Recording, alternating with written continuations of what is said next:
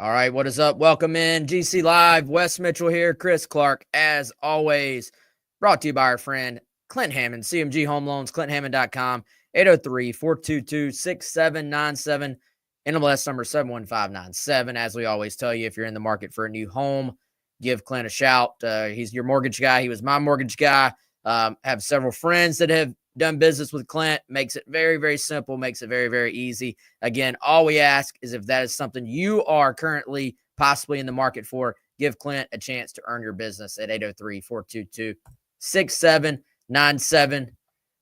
What's up to Travis? What's up, Garrett? We already got some folks in the chat, and we appreciate that, especially since we didn't really warn anybody we were doing a show today. So probably not very good marketing there, but we're here, and hope y'all are doing great out there.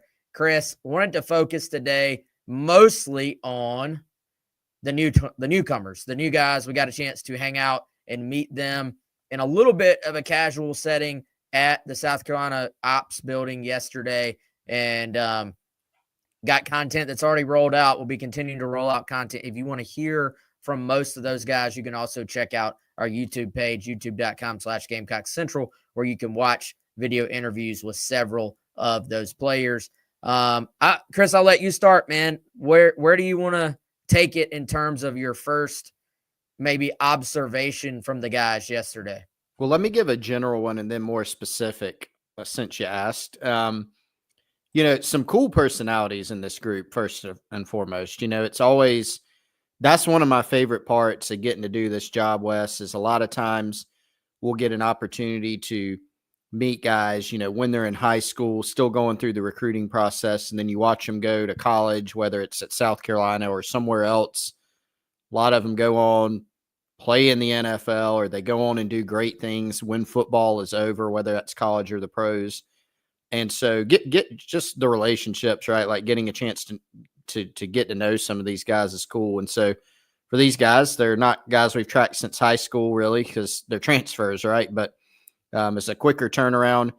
But, man, just seeing some of the guys over there, Sean Murphy is walking around interviewing his teammates on video, having some fun with things. RJ Newsom, who you talked to for a radio interview, he's, all smiles. Just really liked having a chance to get to sit down with them and kind of see some of the personalities come out.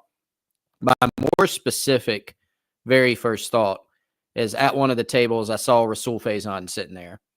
And, I was very intrigued to talk to him. And he's a guy that he tweeted out recently, Wes. He's put on about 17 pounds since he's been at South Carolina. He's about 225. And my impression was, even with him just sitting there, he looks it. Like he's a solidly put together guy. And he's playing a position where you lose Rocket Sanders. It's kind of an open position there at running back heading into the spring. 1,100-yard season last year at Utah State. Very, very interested to see him once spring ball gets going. Yeah, and we'll have more from him. I actually had a sit down with him after that as well for one of the Gamecock Club / Garnet Trust interviews there on 107.5 The Game. So if you didn't see that, be on the lookout for it. And we'll have that posted and some content from it too. And, man, I think that's an interesting position when you look at the fact that last year you knew Rocket Sanders came in. And I know everybody competes. Every position is up for grabs. But just knowing, like kind of like we talk about in baseball, like the back of the baseball card, like knowing the resume of a Rocket Sanders, it was going to be very, very difficult for anybody to not be the starter other than Rocket. And so this year, I think it's a little bit more open, an interesting mix in terms of you've got Oscar Attaway coming back, who did a really good job as kind of the number 2 last year. And, he'll certainly be competing for the number 1 spot. You bring in Faison, who was a little bit, I would say, of a later name in terms of being on the South Carolina radar at that position out of the transfer portal, but certainly in terms of the transfer portal rankings, fits exactly what you were looking for. Then I think you shift down, man. You look at a Jawarn Howell, you look at a Matthew Fuller. When, I would say if and when, do either of those guys kind of like take that step forward? I think we heard enough buzz about both of those guys to think okay, there's something here, but neither quite took that step last year where they just said, look, I'm going to be on the field. I have to play. And so can they take that step at some point? Can they take that step now?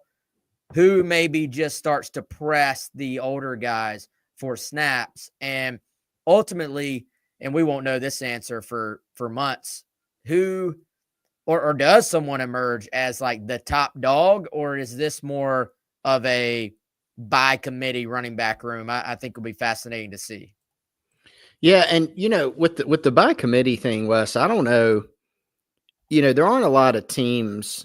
By committee kind of seems like a thing that seems like a great idea, but in reality, the most you typically see at the college level is like the two-headed monster. That's another kind of cliche that gets thrown out. You do see that in some situations. You very rarely, I mean, I can't even think of an example right now, see all things being equal, everybody's healthy. These three guys are going to get equal carries. And so what that means is, more often than not, you're going to have a lead guy and you're going to have a backup guy. Sometimes it ends up being a couple.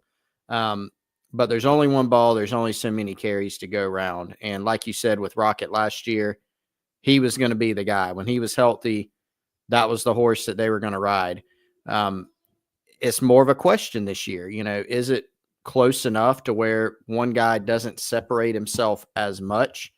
I do still feel pretty confident that if we're thinking about how carries are going to be split, the names you just mentioned there, I feel like are all capable. Some more proven than others in college, some just very talented, like a Matt Fuller. You're not going to get all four of those guys substantial carries throughout the course of a season if everybody's healthy, right? So who kind of emerges as that number one? Who's the number two?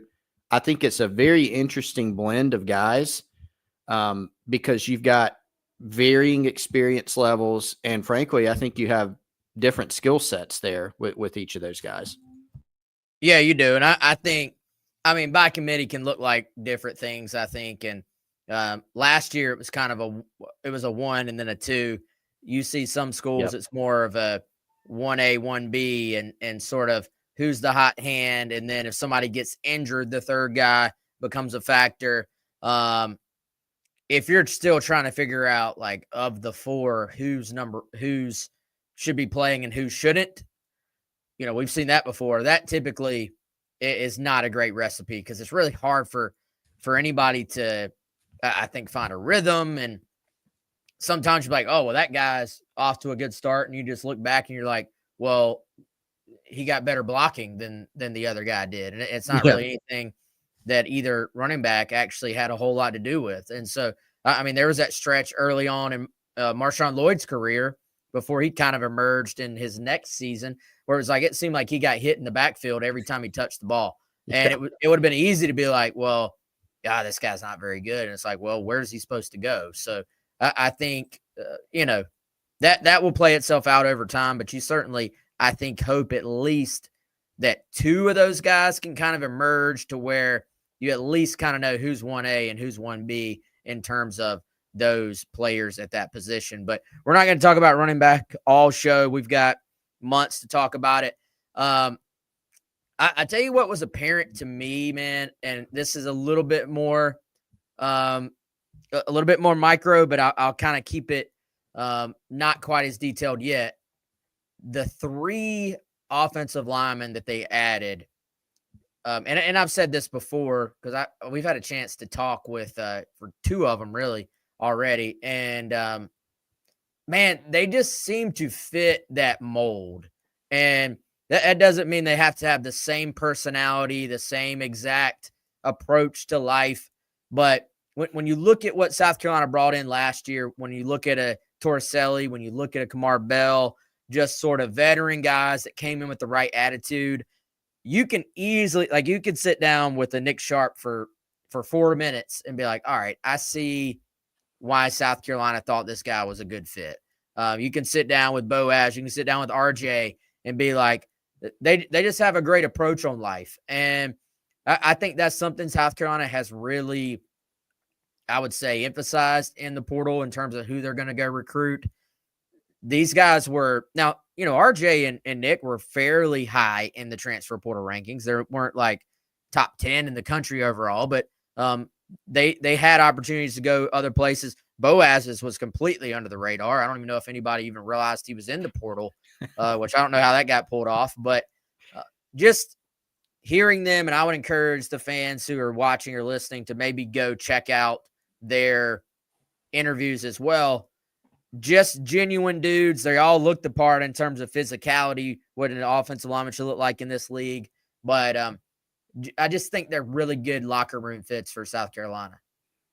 Yeah, I think you make a great point in that it does kind of remind you of last year. Last year you bring in TS3, you bring in Kamar Bell, and you're kind of going, all right, worst case scenario, these guys are depth pieces that have played a lot of ball. Kamar Bell started out his career at Auburn, moved over to FAU, has played and started in a lot of games. Torricelli was at a smaller school, but had played very well at that level since he was a freshman immediately, right? And had some people tell us, Wes, that knew about him, this is a guy who's got NFL type potential, but he's at a smaller school. And now he might have that chance. Like, he's going to get a training camp invite at the least with how he played last year. As it turns out, both of them ended up winning a job, right? So they competed. There was plenty of competition. They ended up being the best guys. And I see these three guys they brought in this year similar. I think really all three of them are going to have an opportunity to win a job. If not, then I still think they'll have great value because you've got some positional versatility on the interior with all of them. You look at Boaz Stanley, he's more of he's the guy who's the most of a true center, which is the position that maybe is, really there's three positions. I mean, they're all up for grabs there on the interior. That's one where maybe you can't quite identify, I think it's going to be this guy or that guy. That creates an opening for Boaz. But Nick Sharp, big kid, huge arms, Wes. Oh, my Lord. Big kid. RJ, good kid who's played well during his career as well. So I do think the approach was similar to last year. And what types of guys are you looking to bring in? And, of course, what happens on the field will bear this out, but it looks like they early returns, found a few good ones to help them on the interior. Yeah, and I think the two guards are different type players too, which is kind of helpful with how you structure your offense. Like, Nick is bigger, probably stronger. I don't know that for a fact, but probably is just from the looks of him. Wider kind of. And then RJ, I think, is a little bit more of your mobile guy, maybe someone who you can use as a puller. You can get moving down the field. I loved in his film how he's a guy who was just looking for somebody to hit. Kind of reminded me a little bit of Torricelli in that, he's going to hit somebody. And with Torricelli, sometimes it's a little bit late, but, for the most part, that's what you want from your offensive lineman. You want guys that are just physical and have that nature. And he's a guy, when you watch RJ's film, he's 8, 9, 10 yards down the field, just looking to hit somebody. But then he's also the first guy over to his running back, picking him up at the end of the play, just kind of being involved, I think, which is something that to me is a compliment to an offensive lineman and that has impressed me about him, at least from what we've seen on film. Looking forward to checking all those guys out during spring ball. And then, of course, what we hear going into preseason and all that. But some versatility there, some versatility. I think when you look at, is this the year that Tro Ball can push back into the mix as a starter? Does Marquis get 100% healthy to where he can get back maybe to where he was? What does, what does it look like for Tree? We've talked about the possibility of Tree playing guard for like a full year now. Is that something you see actually happening? I think there are lots of possibilities moving forward with this offensive line group, and going to be fascinating to just see how Lonnie Teasley and that entire staff start to put all the pieces together in terms of that room. Chris, I know you talked briefly, I think, to Brandon Cisse, someone that you also had one of those Gamecock Club Garnet Trust interviews with. Are we still thinking corner for Cisse, especially with Beamer telling us right now the plan is nickelback for Kilgore. Yeah, the funny thing, Wes, was when I did that interview that you referenced with Brandon, I asked him, hey, corner or nickel? And it was kind of, I really don't know. I don't know what T. Gray has in store for me yet. Fast forward to yesterday, which was probably I don't know, a few weeks later. And I asked the same question. I said, any update on that? And he still said, nah, I don't really know. But I don't want to say I asked a follow-up. And he did come out a little bit more and say he believed he would start out spring at corner. Long term, not sure. How much he's going to be dividing his time between corner and nickel, not sure. But it does seem like his impression, at least, starting out the spring at corner. We know, Wes, that from a skill set standpoint, he can play either. He's played both positions in college at NC State. He's got the size to play both, the skill set to play both.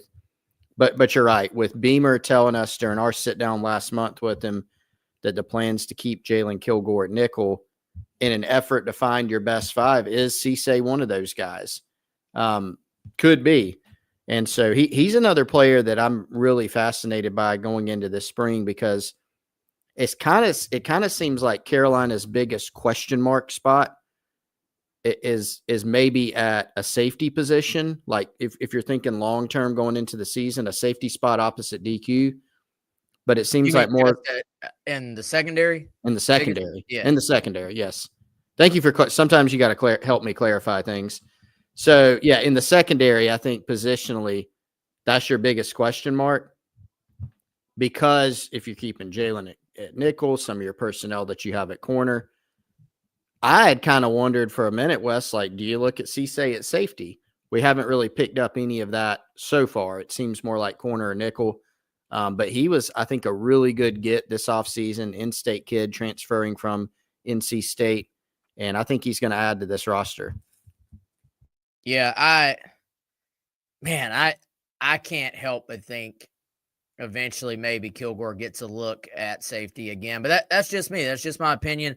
You got to get the best five on the field. But you got to think Cisse is probably one of the best five. And you got to think Judge Collier is probably one of the best five at this point. I know Kilgore is going to be one of the best five. You know, DQ is going to be on the field. So what does that look like, in terms of just getting them out there? I don't know. And I also maybe wonder, hey, Peyton Williams, this guy has waited his turn. He's been a backup since he arrived on campus, but a true backup, not just somebody who's just kind of been buried on the depth chart. Like, he's gone in some key situations and played well. Mm-hmm. And, talk about, just being ready so you don't have to get ready. This guy had to go in, when Nick Emmanwori got ejected for targeting.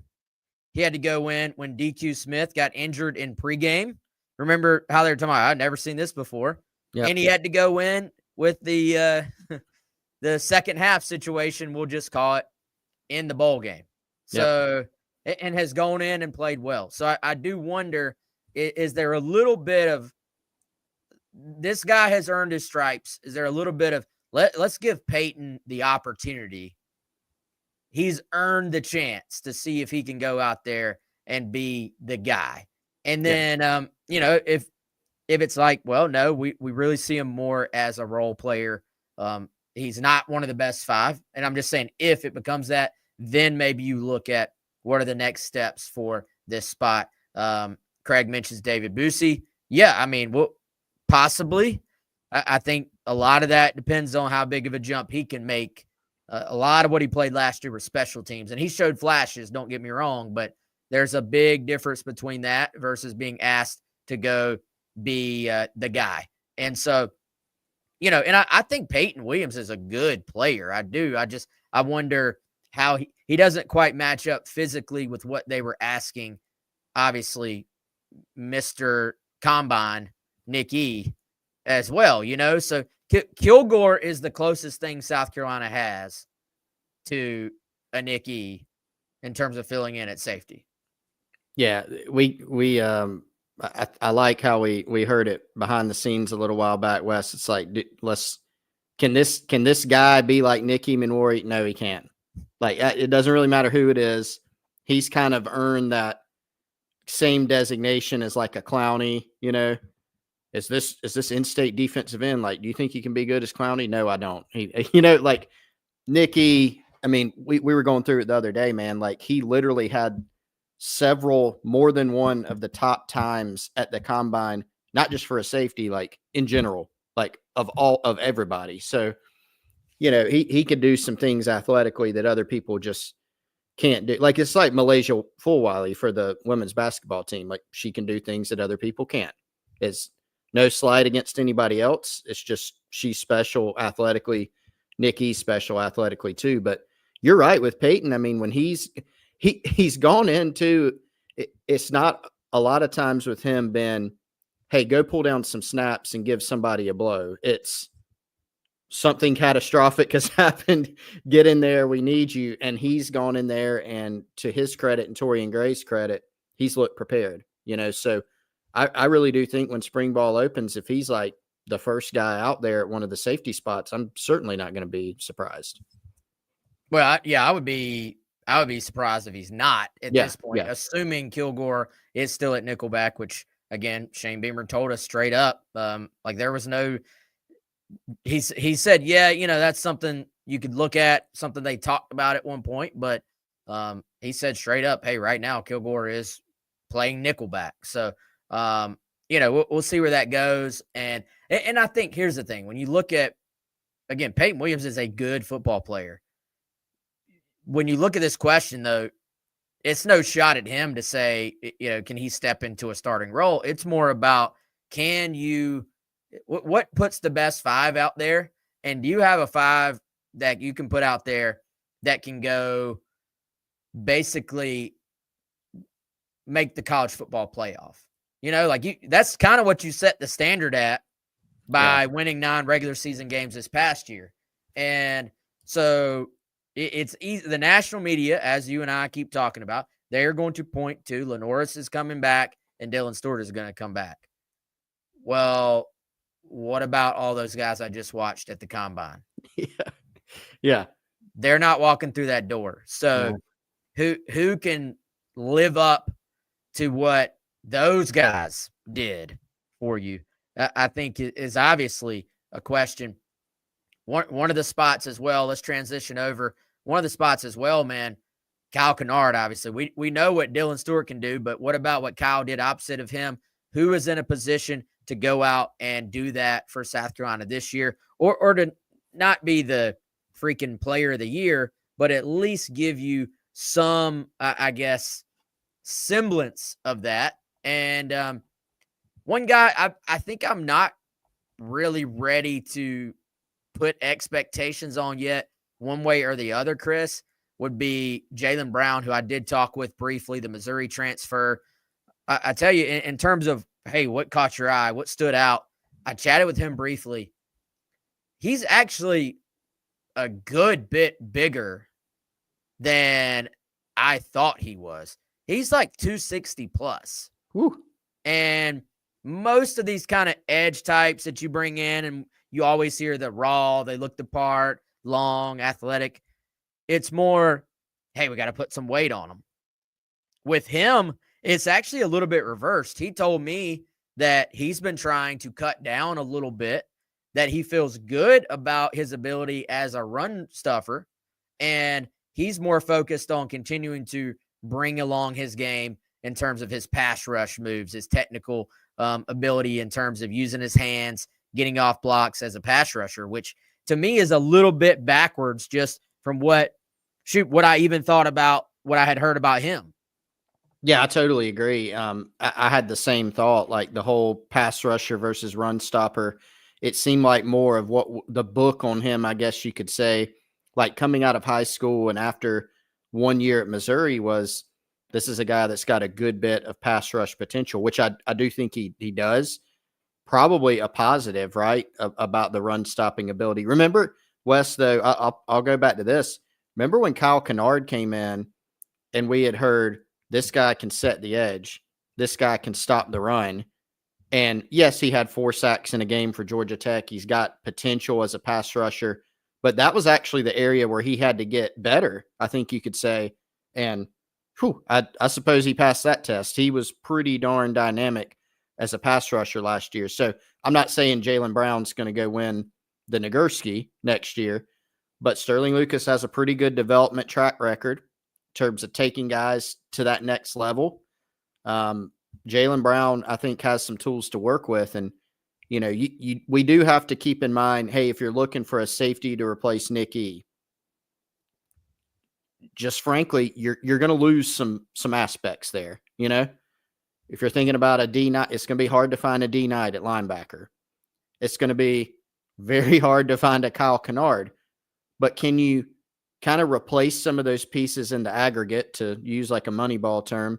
Can you get better at some other spots, to help supplement those guys? Yeah, I mean, that's what you have to do. Every team is going to be different than the one before it. You're going to have strengths, weaknesses. As good as Dylan Stewart was, can you bring him along? Can he get better? Can a Judge Collier continue to develop and get better? Can your returning players? That's the key to me when you lose a bunch of guys. It's not just filling a spot 1-to-1. It's, can your returning guys improve, develop, and then pick up a little bit of that slack that helps out whoever is replacing sort of the irreplaceable guys that you've lost. So, all right, Chris, before we go any further, man, you want to tell everybody about our newest sponsor here on GC Live? Glad to. Brand new sponsor. Shout out to our guy, Brandon, Palmetto Golf and Belts. That's palmettogolfing.com.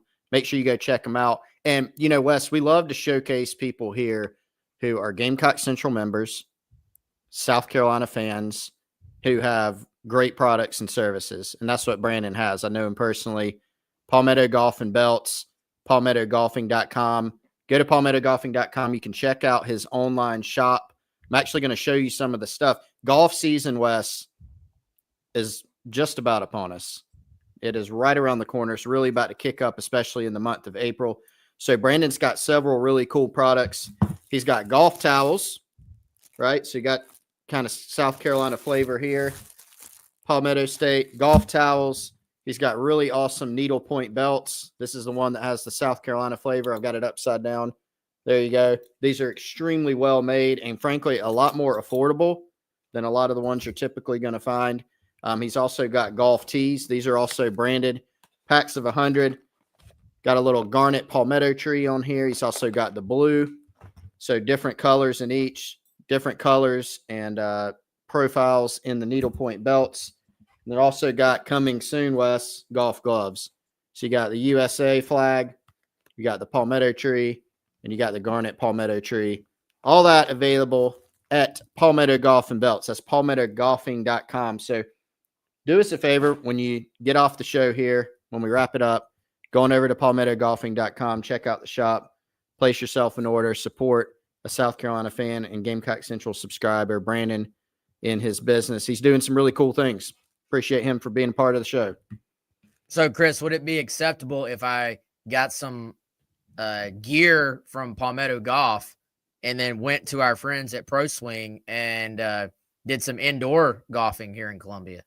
That would be more than acceptable, and in fact would be encouraged. I think Brandon would encourage that as well. So, and I'm sure our friends at Pro Swing would too. So maybe we should actually get these two together. But seriously, if you're a that's golfer, happening. Yes, oh, it's happening. Okay, we're going to try to do a little linkage there. Yeah, there you go. Makes sense. Great minds. But Pro Golf or Pro Swing over on Forest Acres on Forest Drive. They're not a sponsor here of this show, but just love those guys and love what they have going on. If you are a golfer, go check them out. Pretty awesome stuff. All right, man. As we close this thing out, who else did you want to mention? Let's see. We did not. Somebody asked on the board. Justin Okoronkwo is on campus, so don't read too much into the fact that he was not there. Or at least he didn't show up after we left, did he? I don't think he did. I don't think so. I don't think Devontae Miles made it by. No, Zay Hardy wasn't there. Yeah, but transfer. Yeah, those guys are all on campus. All is Yes. good there. They're on the team. They're going through winter workouts, no issues. But let's see. We talked about O-line, we talked about Cisse, talked about Faison. I tell you what, now I know, frankly, we have not heard as much buzz about him to this point, but I still just have to say it. I gotta go with my gut. And Brownlow Dindy looks the part, man. Like if they can pull that talent out of this guy, he looks like an SEC defensive lineman, and he looks like they're supposed to look. So it they talk about how it flips on for different people at different rates. I think that's someone we have not heard as much buzz about him. I'm still going to be curious to see what it looks like for him this spring. Yes, I have long been intrigued by him. Remember following his recruitment a little bit. He's from Lakeland, which is actually Torian Gray's hometown. Big time recruit coming out. There's talent in there, and there's size, there's athleticism. Really great kid too, I think, Wes. So fascinated to see how that goes, because we know, look, defensive tackle need position, right? So you talk about him, Miles and Hardy, who were not at the media event but are on campus. We know those guys. Miles, we had heard some good things about. We know Zay Hardy, that kid is very talented. How quickly can he get acclimated? If those three guys can step up and be what you thought or better than you thought, varying levels there, that would be huge for this team in spring ball. Yeah, another Miles Norwood. I know we talked to him. Did you talk to Miles at all? I did not talk to Miles yesterday, no. I know we've got a video up. We had several people from Gamecock Central there, but he's a little bit, I don't want to say the forgotten man, but I feel like haven't talked about him as much because of what Cece has brought in terms of just being a highly known guy because he was local and played so much at NC State and all those things. But Norwood, someone, just looking at him yesterday, you can kind of see the height, the length. From what you hear, he's got really good speed, and someone I think will also factor in to that cornerback position. So the thing is, you have options at these positions we're talking about. It's just going to be a pretty interesting spring in terms of how it all just plays out and sorts itself out. I would have actually liked to have talked to Okoronkwo yesterday because that's someone, Chris, I've got very high hopes for it. Frankly, I think is someone who they're going to need to come in and show that he is ready to play. But Fitz, I really like Clayton White's scheme in that it seems to give the linebackers, they're not freelancing, but it at least gives them a little bit of freedom to go make plays. And so if you have guys that are fast enough and big enough and long enough, and then you give them that freedom and you can play okay up front in front of those guys, it does let your linebackers go make some plays. Yeah, I mean, Carolina brought in, obviously, Demetrius Knight was a big hit. Even Wes, before he left, I think Bengali Kamara was a hit as a player. Like, he looked the part. He was playing pretty well for this team when he decided to leave. And so it is what it is on that. But I think those two guys that they brought in through the portal last year ended up being, I would say, what you thought. With Demetrius Knight, it went well beyond, I think, even what you thought. Like, everybody knew, great kid, big kid, he can run. He took that next step. For Murphy and Okoronkwo, different types of players.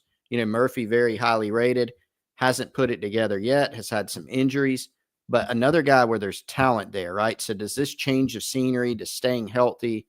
Does that help him reach that potential? And Okoronkwo is still a young player who's shown a lot of flash and a lot of promise. Frankly, Wes, you need those guys. A lot of these these are not guys in many instances where you've brought them in. Are there some guys that are just going to be depth pieces, and that's fine? Yes.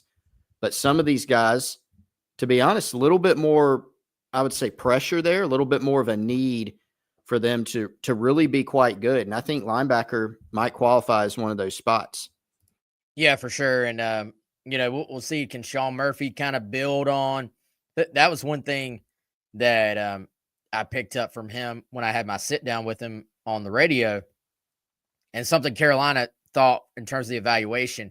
He really came on strong late last year at Florida State, had his best game sort of at the end, and was banged up for a good portion of the year. And as we know, because I didn't realize what his injury was, but it was a hamstring. And we know if you've followed ball, if you've covered ball, you know, whenever there's kind of one of those soft tissue issues and it just doesn't quite heal up, it can just, even when it's better, it's not quite better until it truly is. And so it took him a while, I think, to get back to full strength. And when he did, started to play much better there at the end. But this is a guy who thought he was going to play for Nick Saban, and Saban obviously retires. Then he thought he was going to a Florida State program that was on the up and up, and they go from looking like one of the best programs in the country to being a dumpster fire this past year, and he was hurt for pretty much his entire time there. So looking for a fresh start, someone that I think also maybe has a little bit of a veteran presence about him and just is a good human, which I think does matter. Even though we like to talk about the football stuff, that part does matter too, and is a priority for South Carolina. Oh, we didn't even talk about it. Good question, Matthew. Wonder if Matthew Bentley is related to the Bentleys of South Carolina football fame. But he says, has anyone seen Aaron Nolan throw on campus? I'm sure someone has, but no one publicly has. So did you talk to Air, Chris, or was that all Jack? That was all Jack. Yeah, go check out. I believe it's a free story. If you want to hear what Air had to say, there's a story with him on GamecockCentral.com right now as well. I know a lot of people incredibly interested. Here, I'll share the link for y'all if you're watching on YouTube, if you want to check that out. But all right, y'all, we're out of time today. We'll be back sometime next week, I'm sure. I think Jack may do a show on Friday as well, so be on the lookout for that here on the Gamecock Central YouTube page and, of course, on all the podcast platforms after the fact. He is Chris. I am Wes. And, of course, shout out to our longtime sponsor, Clint Hammond of CMG Home Loans, ClintHammond.com, and our newest sponsor, PalmettoGolfing.com. Check them out for all of your golfing gear needs. For Chris, I am Wes. We'll talk to y'all soon.